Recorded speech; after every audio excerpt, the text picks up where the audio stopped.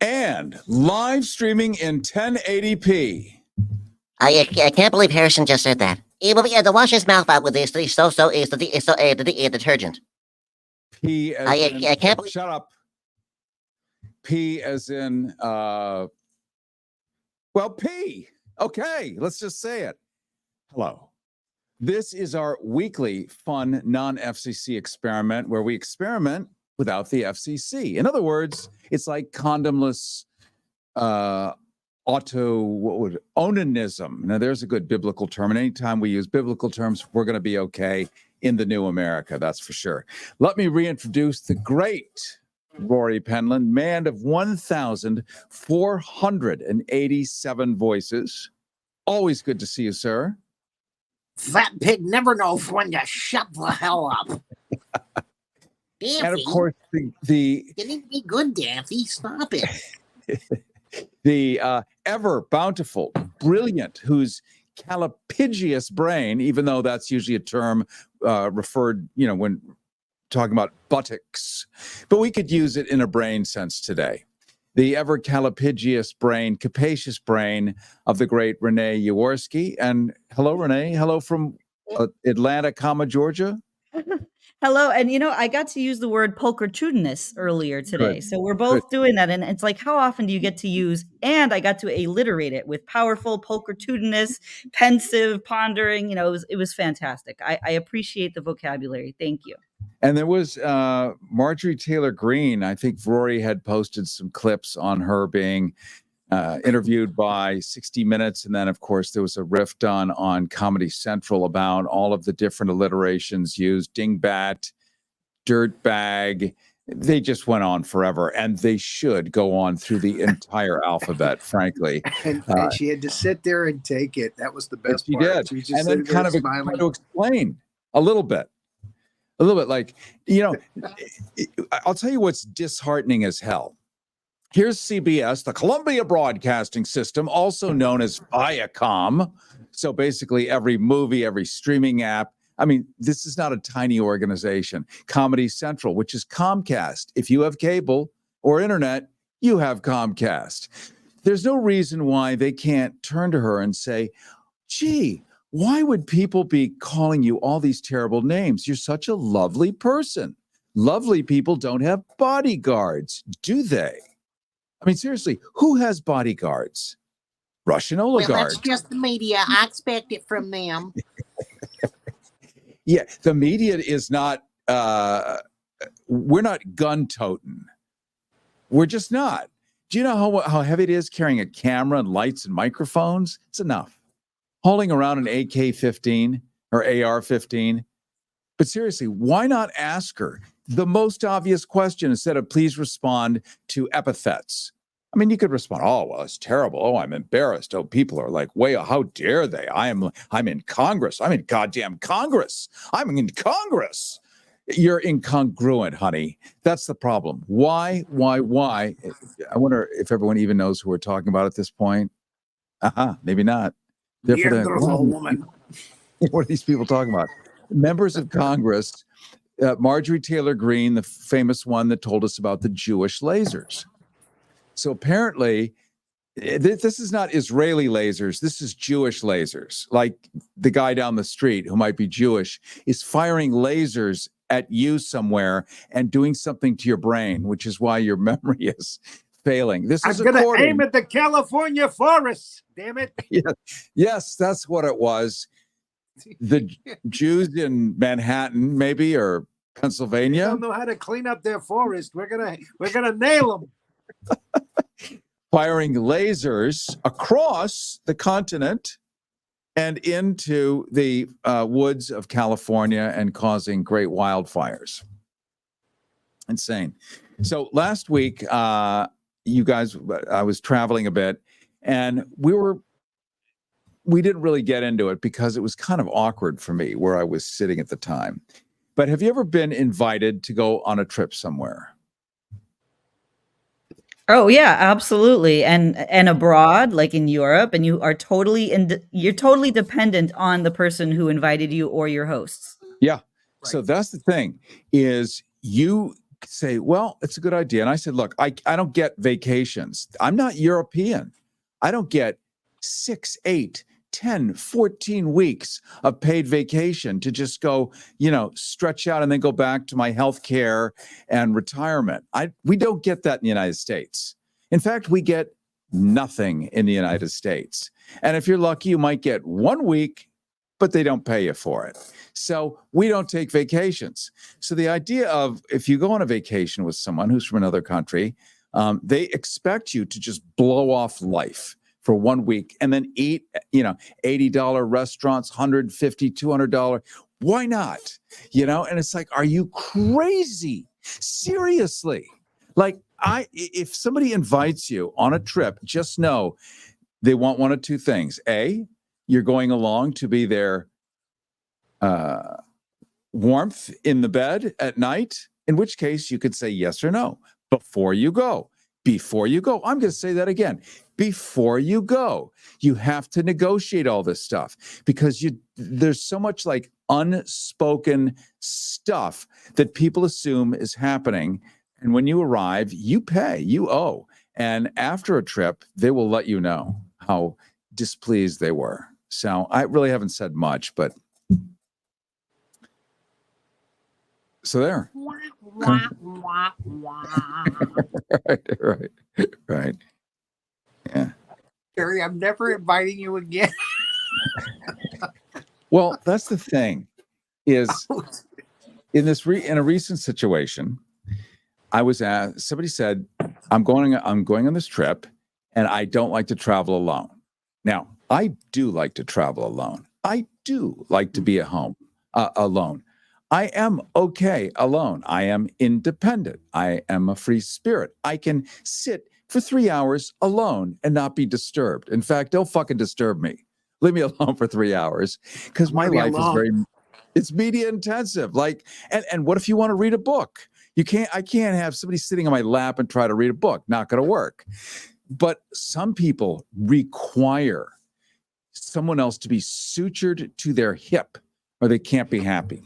Yeah, it's almost like an emotional support person, and I've been that for other people. I've had people who they don't want to go into a grocery store, and they'll say to me, "Can you please just be there?" And I'm saying, "What am I going to do there?" Well, just be there for the emotional support that I have to be in public, And I feel like after quarantine, I think people became ever more sort of immured into the domestic lifestyle, right? That it's scary to go out into the world now. We've been trained. It's like the secret garden all over again, where we think we're just gonna, something bad is gonna happen. So I've noticed that, and I've been that person for other people. And some people need to be constantly entertained even inside the house. And that's another thing. They need you to pay attention to them all the time. Myself, I'm very autonomous. I don't care about that. But a lot of people need that attention. Yeah. And so if you say up front, look, I'll go accompany you, but I am not taking a vacation. I'm not paying for a vacation that I don't have. It's like I don't desperately need to go on. I mean, sure, we all do. We're in America. We all desperately do need to go on a vacation, but we can't pull it off because we have way too many responsibilities and things don't self-pay if you decide not to. It doesn't work that way. In this country right now, if you miss a mortgage payment or a rent payment, you may very well be on the sidewalk. And if you're on the sidewalk, you are never, ever, ever, ever, ever leaving that sidewalk.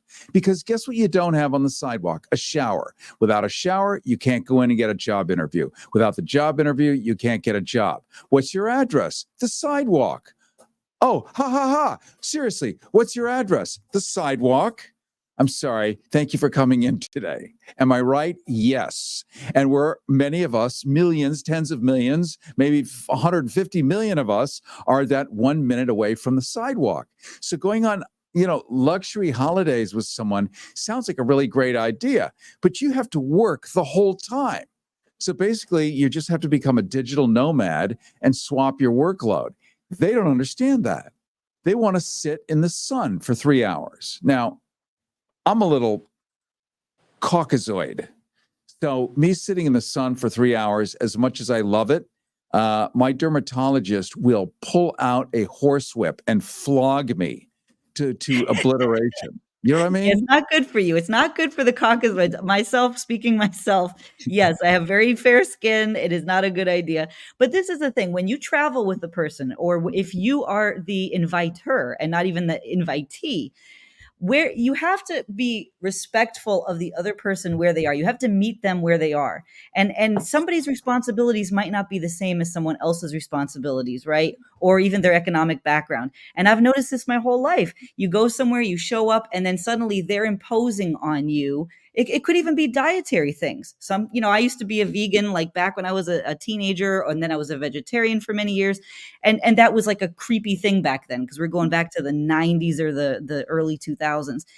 I think it comes down to respect. And to be a good travel companion, you have got to ask other people, what are your expectations and how can I help you fulfill those so that you can have a good time?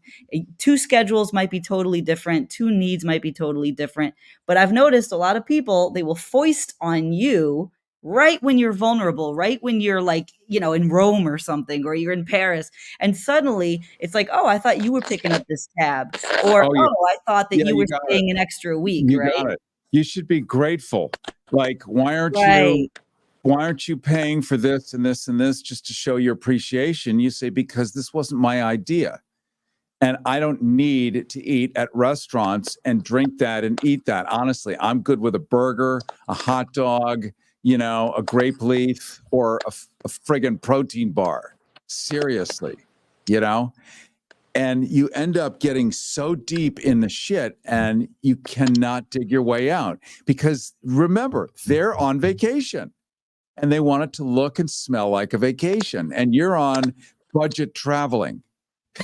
You're on how much can I milk out of this one part so I don't have to. It's just hard. I know other people have had this experience, and sometimes I get suckered into it thinking you just want somebody there. Okay, I could be there, but I have to work the whole time. So I'm going to be working the whole time. And I am very good at communicating that. I will be working the whole time. You'll see me for meals. You'll see me intermittently, but I'm going to be working. I have my laptop and me. We are working together. My laptop and me will be. That is never heard. It is never remembered. No, it's not heard. It's not heard, Cary. That's the thing, is that so one of the tips that you posited at the beginning of this is that before you get ensconced into one of these commitments, and you find yourself in Venice or something, and you're just there and you're dependent on another person in any way, shape, or form, or they're going to be angry with you because their expectations weren't met. You can tell them, like you said, I've been in this exact same situation. I tell them from the get-go what they can expect from me. This is my schedule. This is my budget. This is when I need to be back. And these are non-negotiables. They all nod their heads, right? They're going to nod their head. The second they get you into the hotel, they're going to change it. And they start doing the guilt trip. Well, let's just, an extra 3 days. And it's like, no, I told you from the outset. So what do you think this is, Cary? Is this narcissism? What is this? Why do people do this? Why do they not listen when somebody is telling them their needs and expectations? I think a lot of it is kind of like when you go on a date. It's the lure to get the fish to bite. Once the fish is bitten, then maybe you pull the hook more through the cheek, and then you start reeling it in. And the whole point is that ultimately you're going to yield. But the problem is that we're not kidding. When we say, I really have to do stuff, you really have to do it. And often you can forget how much you have to do because you're in a different location. And maybe you'll say yes a couple of times when you should say no. And that opens, you're basically knocking down your boundaries. And you have to support and defend your boundaries here. Otherwise, you're going to get screwed. So I'll give you an example. And I went on this trip with this guy a while ago, and really a nice guy, but European. So had, 400 weeks of paid vacation, paid everything. You're European. If you look, they pay about maybe 42% taxes, which we would go, oh my God, because we pay 31%. But for 42% taxes, you get everything. Let's say you lose your job for 2 years. They will pay your rent. Your taxes will pay your rent for 2 years and send you for free to university. and send you to the spa for 3 weeks. You could bring everyone up and do a triple split screen. I really don't want to feel alone here. There we go. Much better. And little tiny Renee, little Yeah, Renee. Rory hates tiny Renee. He just hates her. He hates her. And so Sometimes your makeup just ain't right, you know. if you put all that we get, I mean, for what we have to pay retail for that other people have built into their systems, our taxes are like 82%. Add in your own medical. Oh, I got a mosquito bite. I went to a walk-in clinic, $900, $1,500, $3,000. Seriously. And this is how you miss your rent. You end up on the sidewalk. It's really atrocious. So if you look at everything that we do in America is a la carte and retail, if it were included in our taxes here, equivalency would be about 80% taxes. Whereas it's much less. And here's my point. I don't know what my point is. Here's my point. So what is my point? Do I have a point? Or is it your point is that if somebody, there's two different rubrics going on here. This guy is European. He's used to having all this vacation. He's work-life balance. Yeah. So one, when you travel with someone and they tell you we're going to stay at X hotel, you need to look at Google Maps or Apple Maps if you're a moron.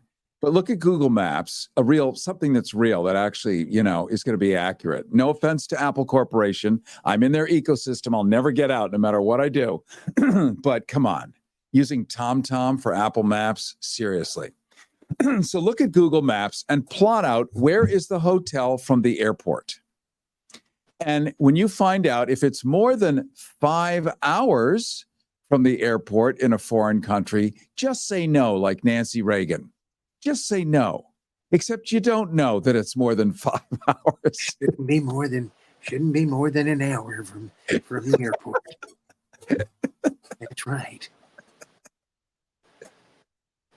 So you drive 5 hours. You don't want to be too close to the airport because the planes will keep you up, Well, so I land, and this hotel is 5 hours away. It's at the tip of the other end of Nowheresville. And this is in part of Mexico.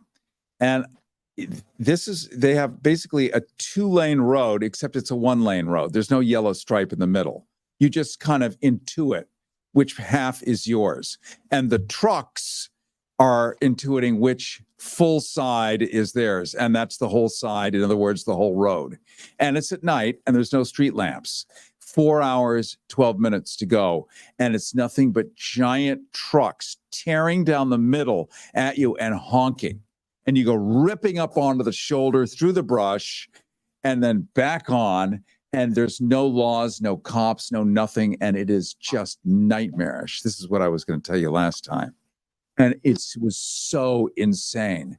So you're basically driving on the shoulder. But what is also on the shoulder? Oh, motorcycles are on the shoulder because they don't want to deal with the trucks. And maybe some cows. Why not? Why not have some cows randomly on the side of the road? Maybe dogs. Dogs might be just running across in front of the truck going 180 miles an hour.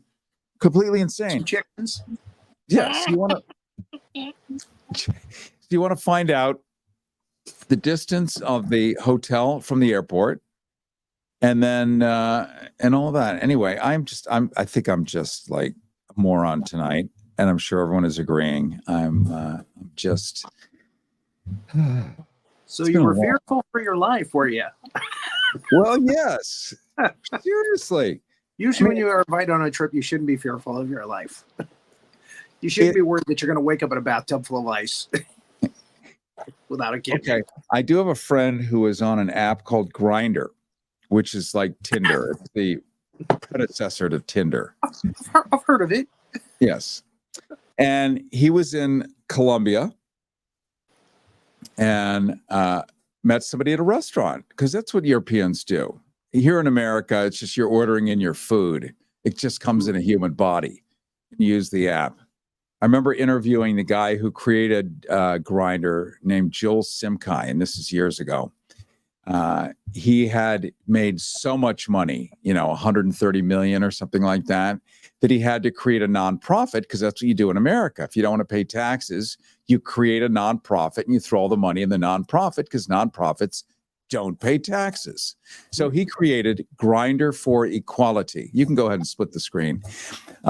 He created Grindr for Equality, which, if you know anything about Grindr or Tinder or anything else, do they give a shit about equality?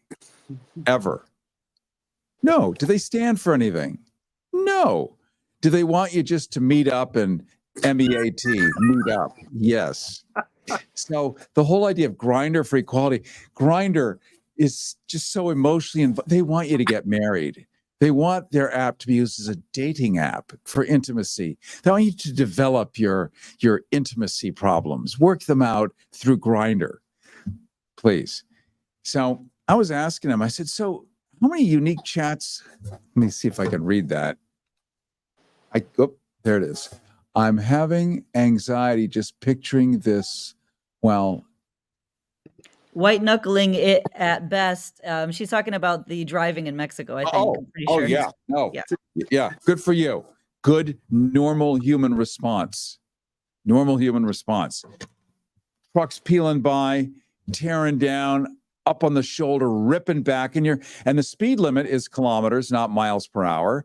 So the speed limit is 110 kilometers per hour, which you get used to 110 really being only maybe 80, maybe, I don't know. But it starts to feel like 110. And the trucks are definitely doing like 190, 10. Yeah, it's something else. So Grindr, this guy said that, how many unique chats a day do you have? So if you don't know what Grindr is, everyone else knows what Tinder is. Same thing. The only difference between Grindr and Tinder is Grindr generally has no women on it, maybe for a reason. Okay, that's why it's grind. Okay, got it. That's why it's called Grindr. Tinder, which is Grindr, but it's for women and not women. In other words, men and women. But Tinder is extraordinary because for the first time in human history, the women are in charge. You go on Tinder, a woman's like, nah, swipe. And every time for thousands of years, it's always been the men. The men grab what they want, they take what they want, and the women are just there to be taken, and women are in charge on Tinder. They decide, he may be hot, but I think the accountant seems nicer. Swipe. And here's the hot guy who spends all day at the gym and he knows, yeah, baby, she wants me. Yeah, you want me, don't you? Yeah. And she's like, and here's some boring accountant. She's like, he'd be a good father. He'll show up at night. He'll come home. He'll be there for dinner. Not swipe. And the accountant's like, I don't know what happened, but this is great. Women in charge. Imagine that. That's Tinder. So Grindr, they have 33 million unique chats a day. Conversations all over the world, 120 different countries. So I'm asking the owner, the developer of this, who's Israeli. And if you're Israeli, the Israeli government pays for the development of your app.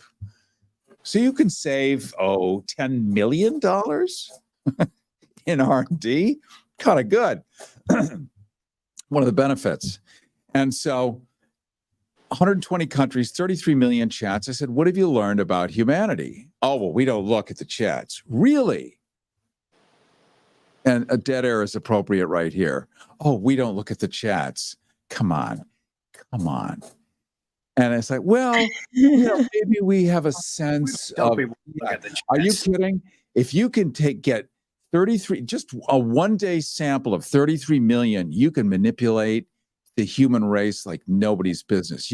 Pretty much you can distill down what do people want, what do they hate, what do they love, what turns them on, what turns them off, what's their favorite color, what's their favorite position. You figure all that crap out, you are a god. Then you can start to gear your app toward that. But of course, they don't read the chats. I said, so 33 million chats, which might end up in, let's say, 20 million hookups a day. I said, why not Grindr against syphilis? Or Grindr? I mean, seriously, do you take any responsibility for a hurricane of STDs that are just washing over a community that's vulnerable. Let's face it, very friggin' vulnerable. The crime with any blister. No. Yeah. I mean, do you take any responsibility? Like, use our app and we're going to send you a case of free condoms.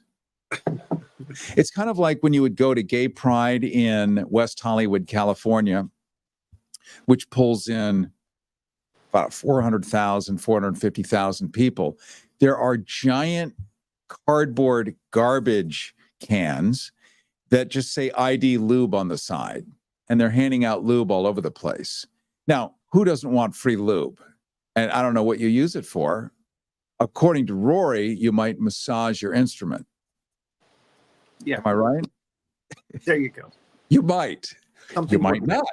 You might not. Yeah. Well, as what do they call it in Florida? They're not allowed to use the word lube. It's called massage jelly, personal massage jelly, PMJ. Yeah, personal massage jelly. Like a sandwich. Yeah, I know, right? Because in Florida, you want PMJ? Yeah, in Florida, while it may have the highest STD rate in the world, people, I know. Let's not get into it. So they just hand out lube all over, and it's like lube minus the condoms. Like, that's very clever. So does the Lube Corporation take any responsibility? No, because they're not putting it on you. And they're not even giving you instructions. They're just handing you a little foil packet. You have to figure out what should I do with this? Does it go on a hamburger? Like, it's clear. Is it mustard? Can we use that like in the body? Yes.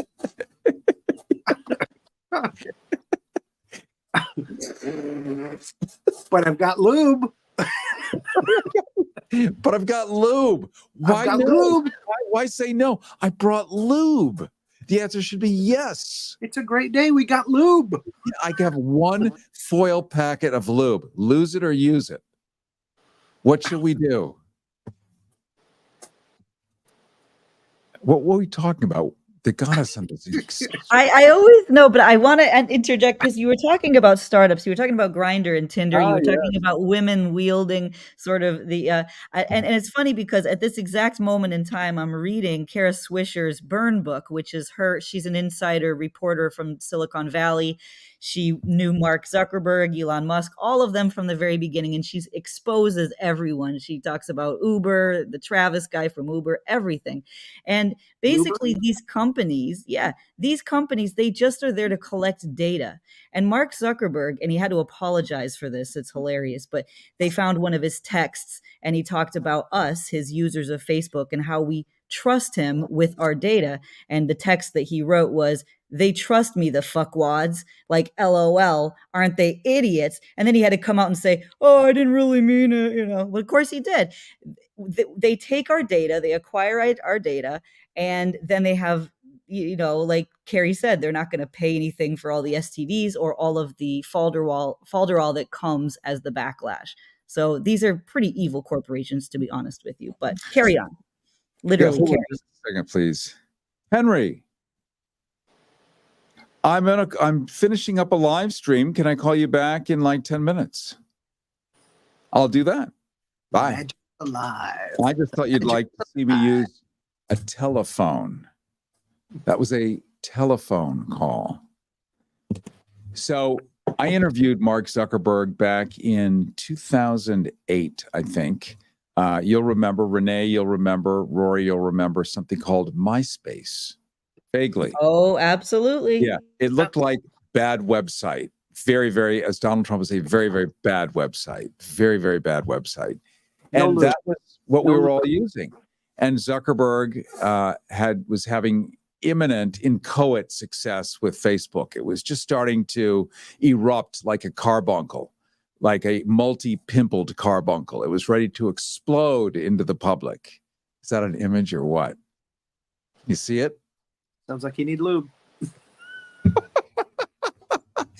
So this is the only time, because nobody knew who he was. and he wants people to get on this Facebook idea. So he's doing, at least in the major markets. I'm in LA at the time. So he comes on, major shows, and we're talking to this guy named Mark Zuckerberg about this thing called Facebook that he says is going to blow away MySpace. And the whole idea of blow away MySpace, what could it possibly look like? I mean, MySpace is like a free website, free. And you could upload pictures on it that, are at angles and shit, and nothing matches. But it's free. It's, he said, oh no, it's going to look kind of like a newspaper. And I said, well, what's the point? Like, what's the point of all of this? He said, it's simple. Nerd. He said, do you remember AOL? I'm like, yeah, I remember AOL. Now, remember AOL. What was AOL? AOL was the internet. If you left AOL back in the mid-90s, there was no internet. You got a black C prompt. Do you remember that? Or you got a black screen, or a blank screen with a C prompt blinking in the corner. If you left AOL, it was just the internet, which had nothing on it because people didn't have 1 million websites yet, or 1 billion or 10 billion. So AOL, which we were all on, it was the way to connect to the internet through AOL. You didn't have, unless you were really rich, you didn't have some modem sitting in the corner where you could, no, AOL dialed in through your landline. You paid your $20 a month fee for it. In there were chat rooms, which is how people first realized, oh, the internet is interesting that way. You could buy flowers on there. You could do all your shopping. So it was an entire contained ecosystem, kind of like an online Walmart for everything you need, from dating, romance, food, not really, but arranging. It had almost streaming video, almost audio. I mean, it wanted to. If you had broadband, which nobody knew what that was, but high speed, dial up plus. But it was where we all lived, and everything you knew or wanted, including your search engines and all of that, were contained within AOL. That's what Zuckerberg was doing. He said, do you remember that? I said, yeah. He said, remember how difficult it was, but how cool it was? Yes. That's what Facebook is going to be. Facebook is going to be a place where you can buy everything. You'll never need to leave Facebook. I said, but there's so much out there. Why wouldn't I want to leave Facebook? He said, well, that's the cool thing here. Facebook, we're working on these things called algorithms, and it's going to study your behavior, and it's going to learn what you like and then start feeding you just what you like. Like, wouldn't you like to have news that actually just interested you? Now, we know what that is now. It's echo chambering. It's just telling you the same, cherry picking stuff. It doesn't have to be true or false, but it just speaks to your like little tiny appetites. And then you become a total moron. And then you're susceptible to messaging and buying whatever. So he wanted to trap us all like animals in a giant zoo. And he said, a lot of people don't have friends. They're, like as Renée pointed out last time, incels, like an incel, an involuntary celibate. Well, some people are involuntary friendless people, right? No, you don't agree? Sure. Okay. Some people. I just can't believe that Zuckerberg admitted to you back then that that's what he was doing. He hadn't thought this through yet. And remember, I'm not talking to him like everyone else does. I'm asking him the questions that are interesting to me. I'm not saying, how did you come up with, it's like all the rest of them. When did you come up with this idea? How long have you married your wife? Wow, Facebook, what an interesting name. How did you come up with that? Wow, all your friends have signed up. How many people do you, no. Because I'm thinking, like, what the fuck? Recreating AOL, why? Because AOL, I remember I was trapped like a fish. I tried to leave AOL, and I did, and I got the blank thing and the C prompt. So there's a payoff. He said, well, you know how some people don't really have friends? I said, yeah. He said, well, with like me. He didn't say that. Right? He likes me. I think you have to be him to come up with the fact that he said, now people can have thousands of friends. I said, thousands of friends? He said, yeah. Like, they don't have to be your real friends. because you'll never really meet them, but they can be anywhere. You can have friends in Iowa. And I said, well, becoming friends is like, it's a process. You get to know each other, you like each other, you trust each other, you become friends. He's like, not really. That's not really what friends are. Friends are people who are there. I said, yeah, they're there. I know them. They know me. No, they're there. I'm like thinking, what does that mean? What do you mean they're there? That's what he meant. So like Timmy in Arkansas, friend, I'm going to friend Timmy. Timmy and I are friends. I have 6,842 friends. Good for me. I am a popular guy. You know, do I know any of them? No. Do they smell? Couldn't tell you. Have they showered in a week? Wouldn't even know. But they're my friends. Do your friends shower? Don't know. Don't care. I guess. Yeah. And then this hadn't happened yet, but they hadn't worked in the likes yet. And then you can like people. I like that. I like this. I like that. And do you remember in the days when the likes actually had value? If you had like 50 million likes, it didn't turn into money, but it turned into, you got a gold badge or some bullshit. But this was his thing. He knew that people would get intensively addicted to this, that their narcissism would explode and their appetites to have all these friends who are not even acquaintances, but in their world. And they could say they have 5,000 friends on Facebook. You know, and then later you're able to start selling stuff and all of that. So he knew the idea was to trap people, give them what they've never been able to do on their own, which is have a friend. Yeah. Right. Like you'd actually have to like offer something to have a friend. He knew it though. And you're stuck there. And now Facebook is passé for a lot of people. Wouldn't you agree? Oh yeah. Yeah. Most people don't hang out on Facebook, except maybe your mother. So yeah, your mother now goes on Facebook because she can find a recipe or maybe somebody from 1953 hanging out somewhere. But generally, it's just not that big anymore because there's TikTok and all the rest of it. The other day, I was trying to get somebody to come on my show, a show of mine, and I found his son on Instagram. And I said, can you tell your dad I'm interested in having him come and talk on this show? And he said, oh, you can find my dad on his Facebook page. That goes right into what you said. Yeah. Monetized friendship. Very good. Monetized friendship. Yeah, that's what it is. And if you get a thumbs up and a like, can you read that for me, Rory? I can't. I'm on my little phone now. Okay. This is to go. Okay, so John Duncan in Tasmania says, algorithms shut down people's minds, validate their existing prejudices, and take away their potential to be open to new ideas and experiences. Thank you, John Duncan. And thank you, Gregory Gannon, too. Yes. And isn't it funny? I'm looking at Rory because Rory is this big on my screen and the text is under him, and I assume he must be closer to it. Not the case. It's just the position of you and the text, therefore, almost because I am now succumbing to the fact that I think it's real, that I think looking at you there, you're actually sitting there and you can just look 1 inch away and read what's on the screen.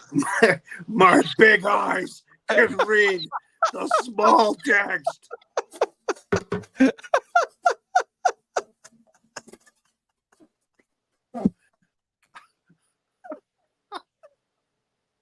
I don't know why that killed me. Oh, that was good.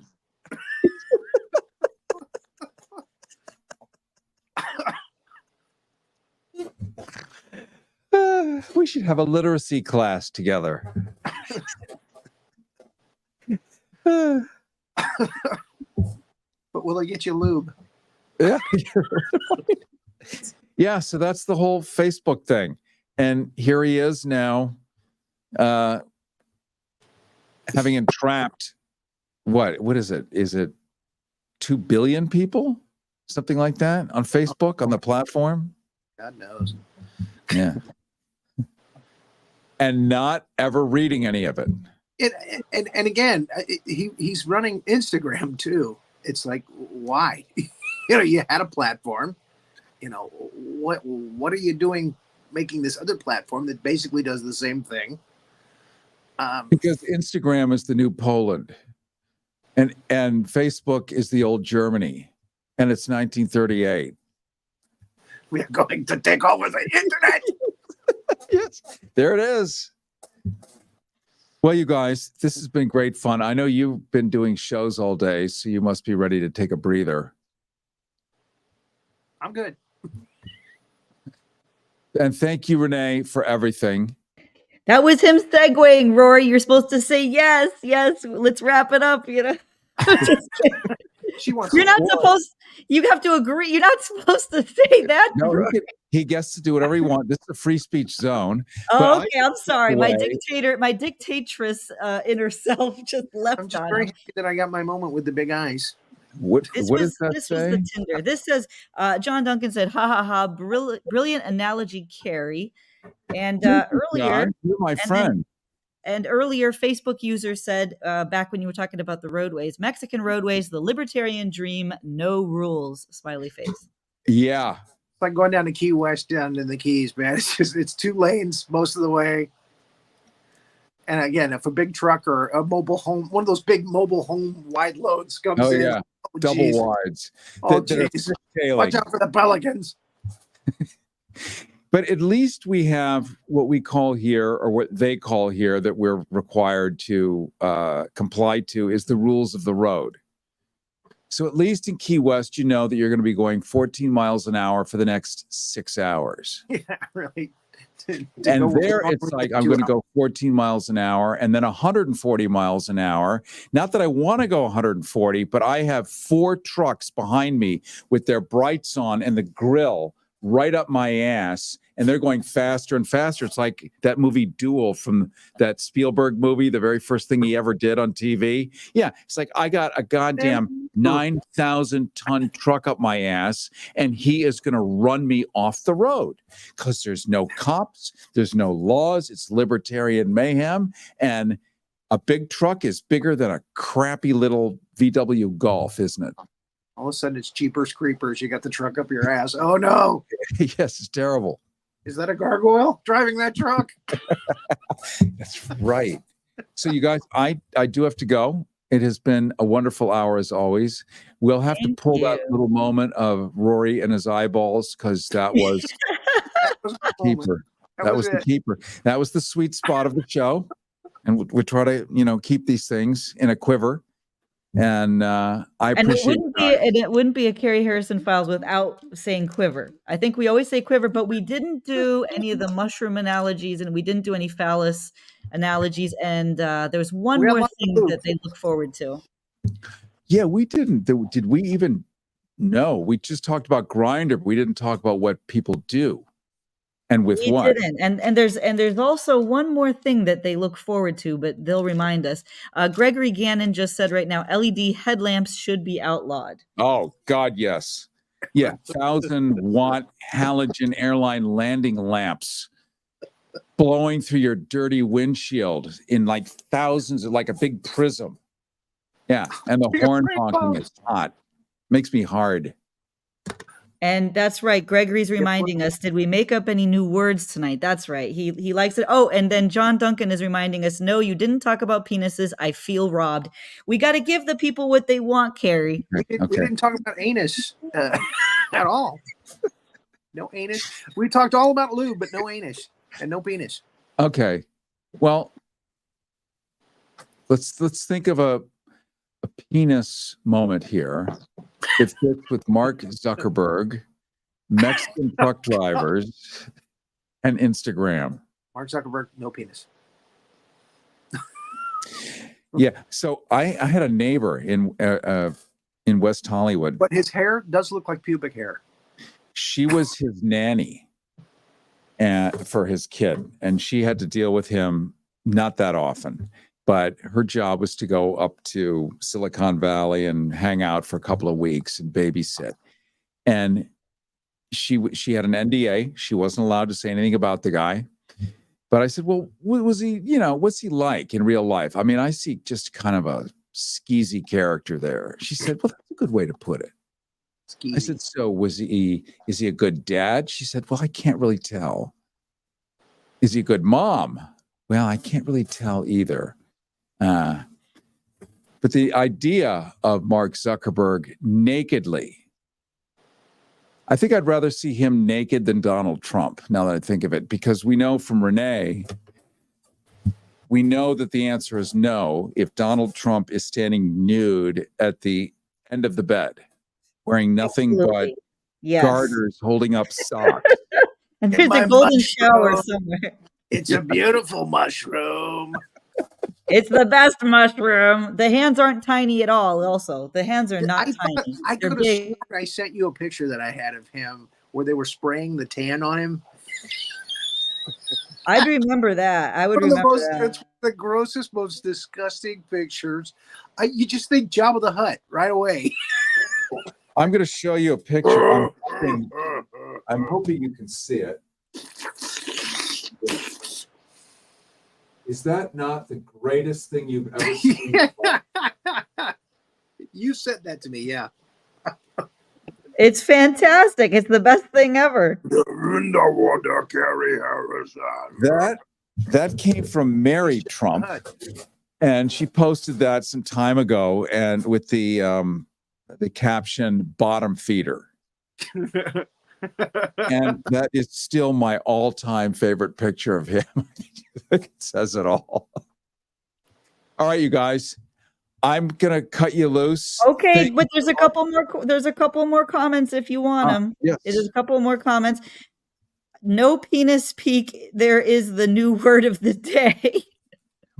Penis. Who said Penis that? speak. Penis speak. It's Oh, like when you penis talk speak. about penises. Yeah. Oh, penis speak. Yeah. There you go. Penis. It's the peak of. Yeah.